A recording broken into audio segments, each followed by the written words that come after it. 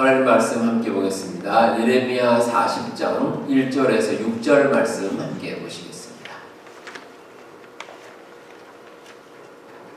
구약성경 예레미야 40장입니다. 1절부터 6절까지 한 절씩 교독하도록 하겠습니다.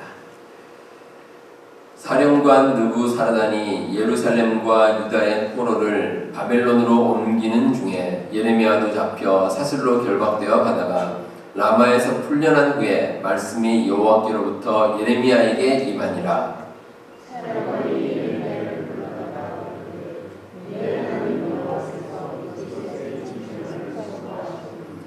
여호와께서 그가 말씀하신 대로 행하셨으니 이는 너희가 여호와께 범죄하고 그의 목소리에 순종하지 아니하였으므로 이제 이루어졌도다. 이 일이 너희에게 임한 것이니라.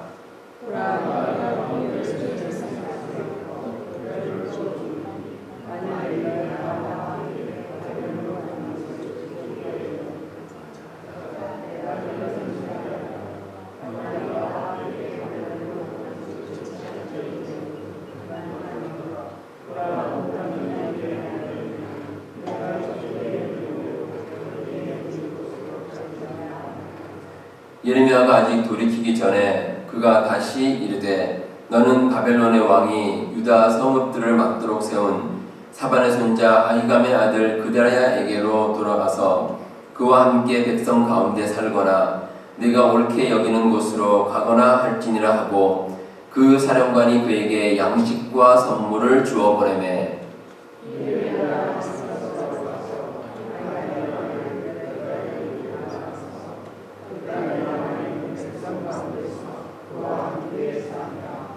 아멘. 네, 오늘은 설교를 시작하면서 그림 한 장을 먼저 보도록 하시겠습니다. 자, 혹시 이 그림이 무슨 그림인지 아시는 분 계십니까? 그림에 나오는 한 사람이 있죠? 이 사람이 누굴까요? 이 그림은 미켈란젤로가 이탈리아 이제 로마에 있는 바티칸 그 시스티나 성당의 천정에 있는 벽화로 그린 그림입니다. 미켈란젤로는 이제 천장벽화에서 성경의 전체적인 내용을 담았는데, 그래서 천지창조가 있고 또 최후의 심판, 그리고 또 그 외에 여러 가지 이제 성경에 있는 그 내용들을 그림으로 그렸고 또 그 중에 여러 선지자들의 그림이 있습니다. 그 중에 하나가 오늘 보여드린 이 그림입니다. 그리고 이 인물은 오늘 설교 말씀 가운데 나오는 선지자 예레미야의 모습입니다. 미켈란젤로는 이제 천장 벽화를 그리는데 이제 천장에 매달려서 그렸습니다. 1508년부터 1512년까지 4년 동안 그림을 계속 그렸는데 이제 그러다 보니까 이제 건강이 많이 좀 나빠지기도 했습니다. 천장에 매달려서 거꾸로 이렇게 누워서 그렸으니까. 근데 그럼에도 그 벽화를 다 완성을 했습니다. 저도 나중에 혹시 그 로마에 한번 가볼 기회가 있으면 꼭 한번 이제 보고 싶은 그런 그림입니다. 제가 이제 이 그림의 주인공이 이제 예레미야다라고 말씀을 드렸는데, 이 예레미야라는 생각을 하지 마시고 한번 이 그림만 한번 보시기 바랍니다. 여러분 그림 딱 보면 어떤 생각이 드십니까? 일단 뭐 이 여기 계신 그 분들 생각이 참 이게 약간 어떤 한 노인이 있는데 참 힘들다라는 그런 느낌이 들 것입니다. 일단 외모를 보면 이 머리카락이 좀 단정하지 못합니다. 막 좀 흩어져 있죠. 제대로 이제 손질을 못한 그런 모습이고 또 얼굴에 주름이 아주 가득합니다. 그리고 눈은 이게 눈을 감았는지 떴는지 뭐 알 수도 없고 이제 건강한 노인의 모습은 결코 아닙니다. 그리고 고개를 푹 숙이고 있죠. 고개를 숙이고 아주 힘겹고 아주 지친 모습입니다. 그러니까 뭔가 어려운 일을 겪어서 심히 낙심한 것 같은데 또 손을 잘 보시면 손이 이 코와 입을 가리고 있습니다. 그래서 막 곧 깊은 한숨이 날 것 같은 그런 표정을 우리가 볼 수가 있습니다. 그러니까 뭔가 아주 깊은 생각에 빠져 있는데 곧 이제 하는 말이 아마 사는 게 참 힘들다 라는 말이 곧 입에서 나올 것 같은 그런 표정으로 나와 있습니다. 자, 이제 그림 내려주시고요. 요즘 젊은이들이 하는 말 가운데 이런 말이 있습니다. 나라 잃은 표정을 짓는다. 그런 말을 이제 가끔 합니다. 누군가 크게 낙심해서 이제 정신이 나간 것 같은 그런 모습을 보일 때, 저 사람이 꼭 나라 잃은 것 같은 표정을 짓는다라고 이야기를 합니다. 근데 오늘 보여드린 이 그림에 나오는 이 예레미야는 진짜 나라를 잃었습니다. 이 예레미야가 살고 있던 유다가 바벨론에게 멸망을 당했습니다. 그리고 예레미야는 그 멸망을 당하는 모든 과정에 아주 깊이 연관되어 있습니다. 이제 그러다 보니까 마음이 정말 힘들었다고 볼 수 있습니다. 예레미야는 하나님으로부터 유다가 곧 멸망할 것이다. 나는 하나님의 예언을 선포하라는 명령을 받았습니다. 어느 나라에 살면서 그 나라가 멸망할 것이다 라고 이야기를 하는 것은 참 쉬운 일이 아닙니다. 예레미야는 한 30살 즈음에 이제 하나님으로부터 사역을 시작하라는 이제 사명을 받았는데, 근데 멸망할 때까지 한 40년 정도 그 사역을 감당을 했습니다. 이제 주로 이제 유다 백성들이 회개를 촉구하는 그런 사역을 감당을 했는데, 한마디로 싫은 소리 하는 겁니다. 좀 쉽지가 않죠. 온갖 어려운 일을 다 겪었습니다. 예레미야 20장에 보시면 예레미야가 폭행을 당했습니다. 그리고 예레미야 32장에는 감옥에 갇혔고 38장에는 구덩이에 던져지기도 했습니다. 육체적인 고통은 물론이고 여러 사람들에게 조롱을 당했습니다. 사람들에게 비웃음을 받으면서 이 선지자로서의 어떤 권위가 땅에 떨어질 정도가 됐습니다. 더욱이 이제 유다가 계속 멸망한다 이런 예언을 하다 보니까 배신자로 몰려서 반역자로 죽을 위기에 처하기도 했습니다. 우리가 흔히 예레미야 선지자를 가리켜서 눈물의 선지자다 이렇게 이야기를 합니다. 그러니까 늘 이제 눈물을 흘리며 살 정도로 힘든 사역을 했지만 아마 예레미야의 감정도 그랬던 것 같습니다. 참 많이 힘들었습니다. 그래서 그런지 하나님께 원망도 많이 합니다. 예레미야 15장과 20장에 보시면 예레미야가 자기가 태어난 날을 저주합니다. 왜 내가 세상에 태어나서 이런 힘든 일을 겪게 되는 것인가, 이렇게 한탄을 합니다. 그리고 20장에 보시면 하나님께 직접 불평하는 내용이 기록되어 있습니다. 하나님의 말씀을 선포하기 때문에 자신이 치욕과 모욕을 당한다는 것입니다. 자, 어쨌든 결과적으로 하나님의 말씀대로 이루어졌습니다. 그런데 예레미야가 바라보니까 이 멸망한 유다가 너무 비참합니다. 백성들은 바벨론의 포로로 끌려갔고 또 유다란 나라 자체는 아주 처참하고 황폐한 모습이 되고 말았습니다. 예레미야가 그 모습을 보니 참 착잡한 생각이 들었습니다.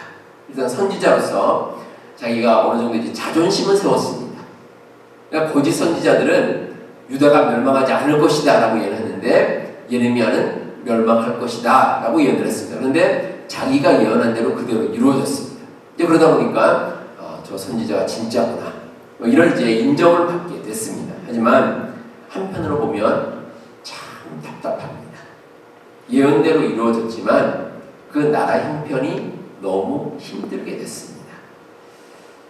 자, 이런 상황에서 이 예레미야 역시 포로가 되어서 이제 바벨론으로 끌려가는 상황이 됐습니다. 오늘 말씀 1절에 보시면 이 라마라는 지명이 나옵니다. 이 라마가 어떤 곳이냐면 이제 유대인들 포로들을 모아서 바벨론에 데려가니까 포로 수용소가 있는 곳입니다. 근데 거기에 예레미야도 있었습니다. 하지만 원래 예레미야는 사실 이 포로로 잡혀갈 사람이 아닙니다. 왜냐하면 이 바벨론의 왕이었던 느부갓네살 왕이 예레미야를 잘 대우하라고 군대 사령관에게 지시를 했습니다. 그래서 예레미야 39장 12절을 보시면 그를 데려다가 선대하여 해하지 말고 그가 내게 말하는 대로 행하라, 이런 말씀이 나옵니다.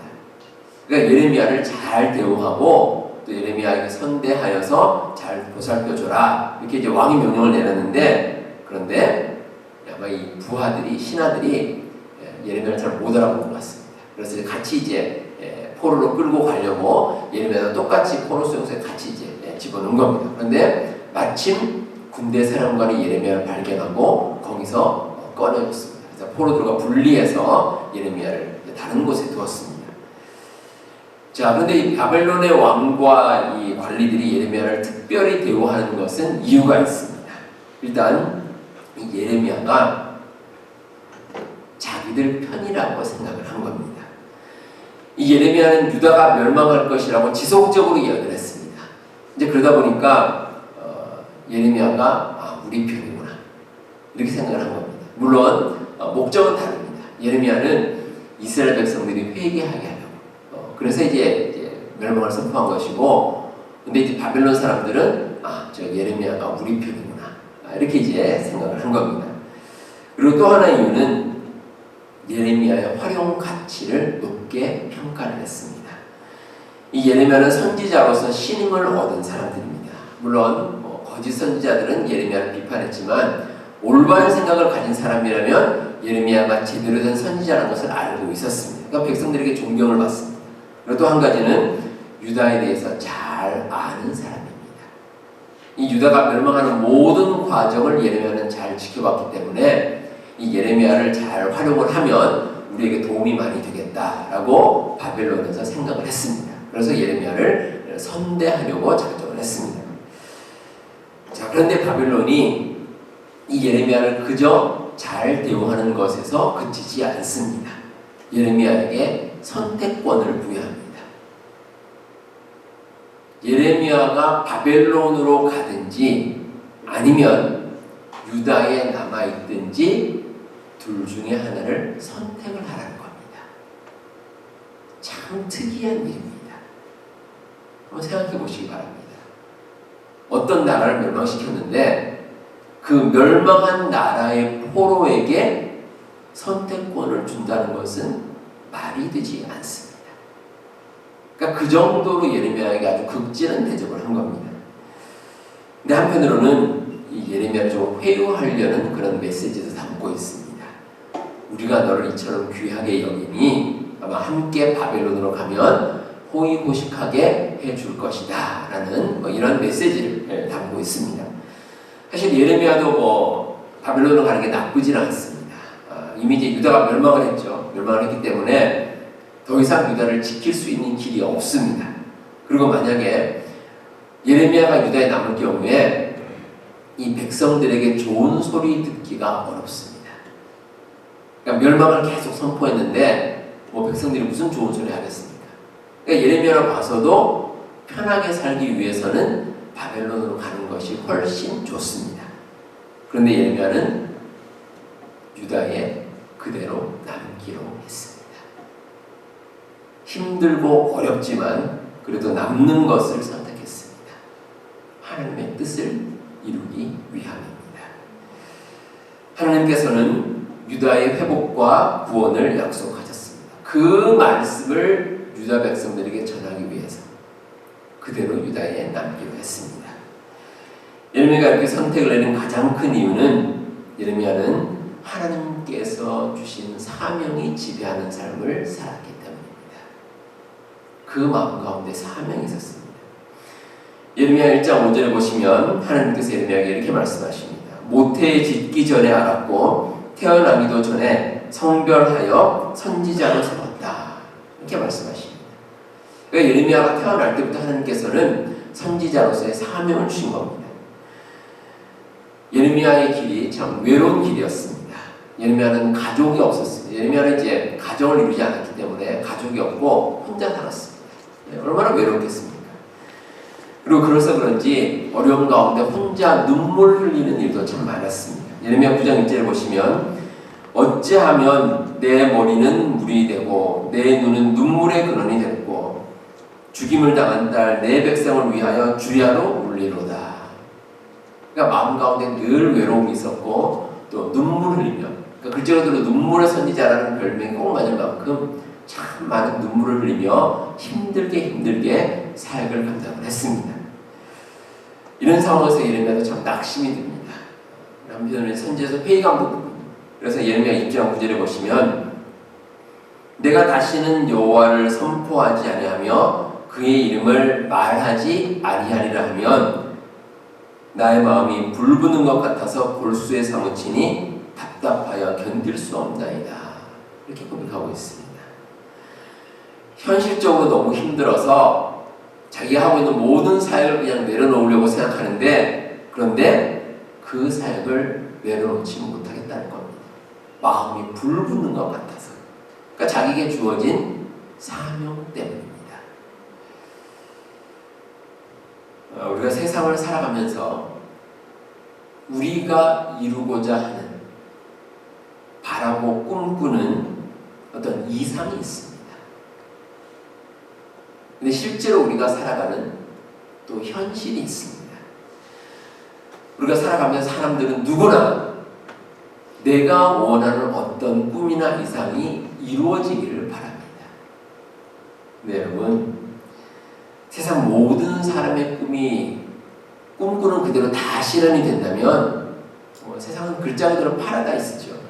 근심과 걱정이 없이 행복을 누리는 낙원과 같은 곳입니다. 하지만 우리가 가진 이상과 현실 사이에는 언제나 괴리가 있습니다. 그러면서 사람들이 열심히 이제 어떤 꿈을 이루기 위해서 노력을 합니다.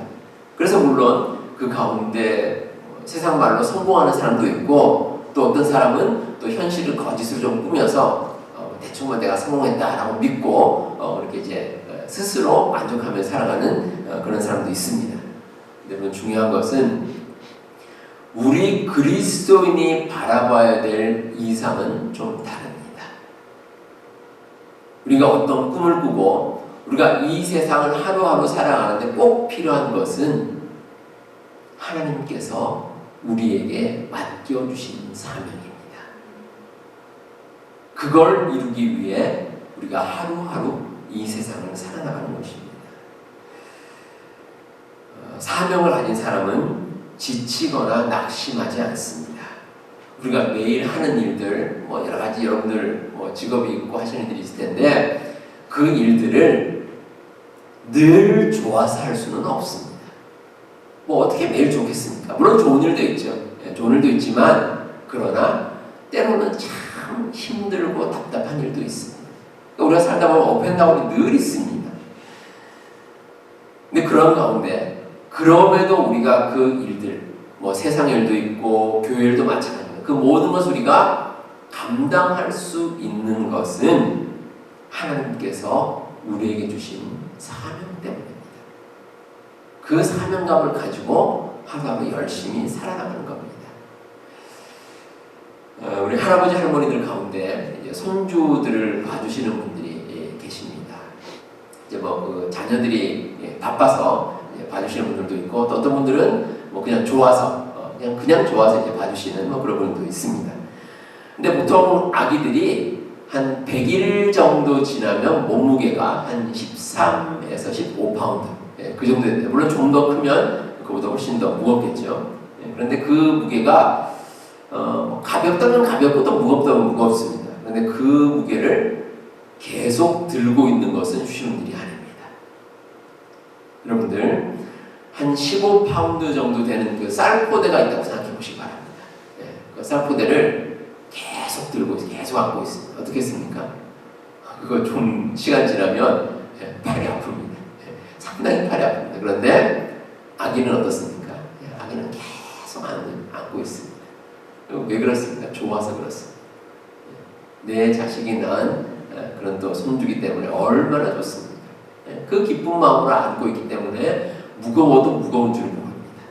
그럼 계속 그렇게 안고 있습니다. 우리 특별히 여러분들이 교회를 통해서 하나님의 일을 감당할 때 우리에게 주신 사명을 깨닫는 건 참 필수적입니다. 그 사명이 지배하는 사역의 능력이 있습니다. 그리고 어떤 일이든지 기쁨으로 감당해낼 수 있습니다. 여러분들, 이 귀한 사명, 우리에게 주어지는 귀한 사명을 꼭 깨달으시고 사명이 지배하는 삶을 사시는 우리 성도님들 되시기를 바랍니다. 자, 예레미야는 하나님 주신 그 사명이 지배하는 삶을 살았습니다. 그런데 그 가운데 예레미야가 꼭 잊지 않는 것이 하나가 있었습니다. 유다에 있는 모든 백성들을 불쌍하게 여기는 마음입니다. 그 사람들을 참 불쌍하게 여겼습니다.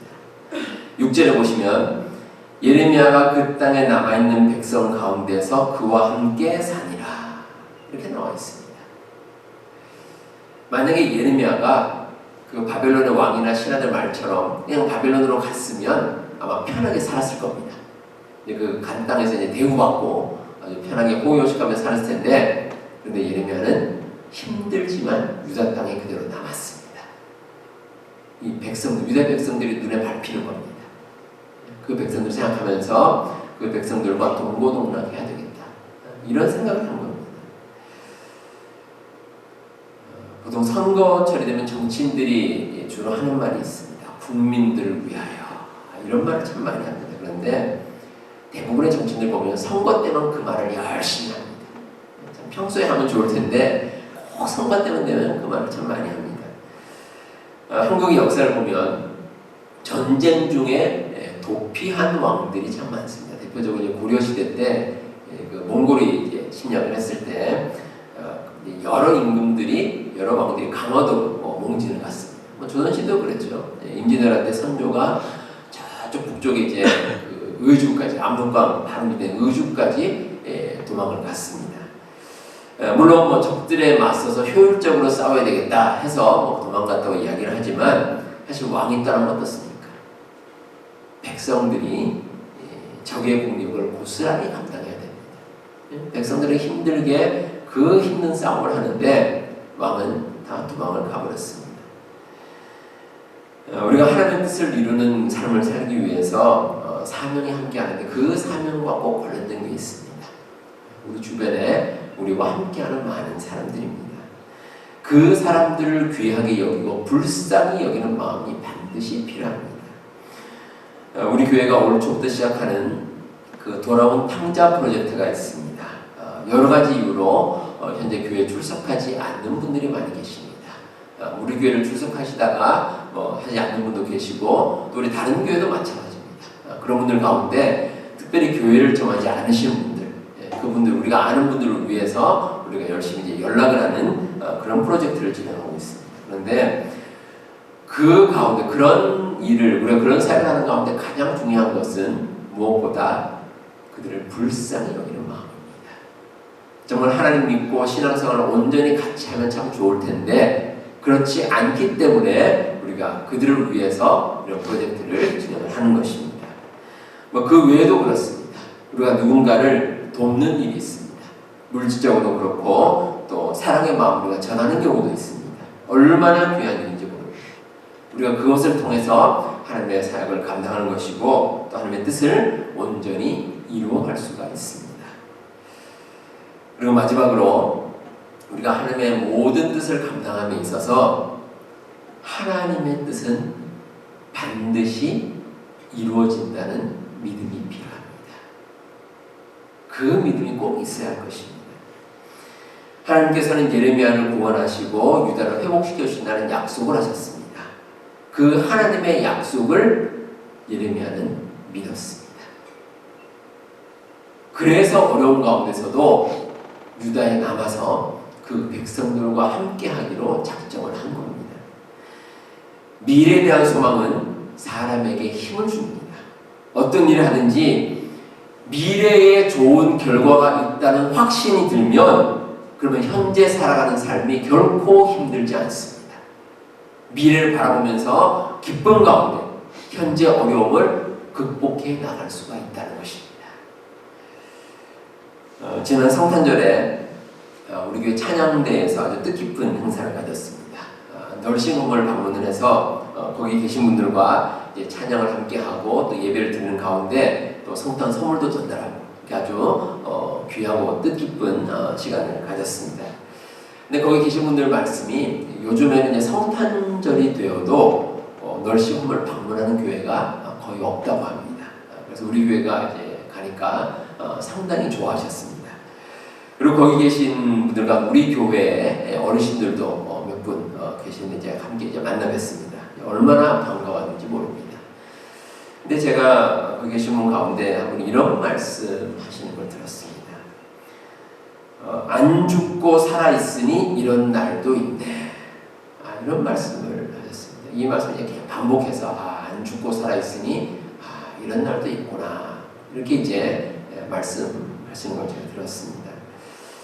제가 그 말씀 들으면서 좀 많은 생각을 하게 됐습니다. 우리가 사람이 사는 것은 우리 마음대로 할 수 없습니다. 하나님께서 주관하실 일입니다. 하지만 하나님께서 은혜를 주셔서 우리의 삶을 연장시켜 주시면 우리가 기쁨으로 맞이할 날은 반드시 옵니다. 그날이 반드시 있습니다. 그리고 그날을 믿음으로 우리는 하루하루 살아갈 수 있습니다.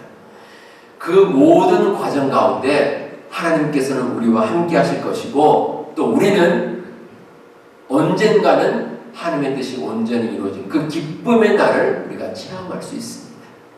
그래서 우리가 그 날을 바라보면서 이 세상에서 지금 하루하루 힘을 내서 살아갈 수 있는 것입니다. 우리 사랑하는 성도 여러분, 우리 모두는 하나님께 귀한 사명을 받았습니다. 그리고 우리의 삶은 그 귀한 뜻을 이루어가는 시간입니다. 혹 우리의 삶 가운데 여러분들 어려움이 생기거나 또 어떤 선택의 순간이 있을 때 하나님의 뜻을 꼭 생각하시기 바랍니다. 하나님께서는 우리와 늘 함께 하시고 우리가 어떤 상황이 있든지 우리를 지키시고 보호하시는 분이십니다. 그 하나님의 사랑을 깨달으면 비록 우리의 삶 가운데 좀 어려움이 있더라도 그 어려움을 능히 이기고 나갈 수 있습니다. 우리 성도 여러분, 이 하나님의 말씀을 꼭 기억하시고 하나님께서 우리를 지키신다는 그 믿음 가운데 하나님의 뜻을 온전히 이루어 가시는 우리 모든 성도님들 다 되시기를 바랍니다. 기도하겠습니다. 하나님 아버지 감사드립니다. 저희를 하나님의 백성으로 삼아주시고 하나님의 은혜 가운데 날마다 거하게 하심을 감사드립니다. 하나님께서 저희들에게 주신 귀한 사명이 있습니다. 그 사명을 온전히 이루는 삶이 되게 하시고 특별히 하나님의 크신 뜻이 반드시 이루어진다는 믿음으로 복된 삶을 살게 하여 주시옵소서. 우리가 살아가는 하루하루 순간순간마다 때로는 어려움이 우리에게 닥칠 때도 있습니다. 그러나 하나님께서는 늘 우리와 함께 하시고 우리의 주인 되시고 우리의 인도자가 되신다는 그 믿음 가운데 모든 어려움을 극복하게 하시고 날마다 기쁨 가운데 살아가는 우리 모든 교우들 다 되게 하여 주옵소서. 모든 것 감사드리며 예수님 이름으로 기도하옵나이다. 아멘.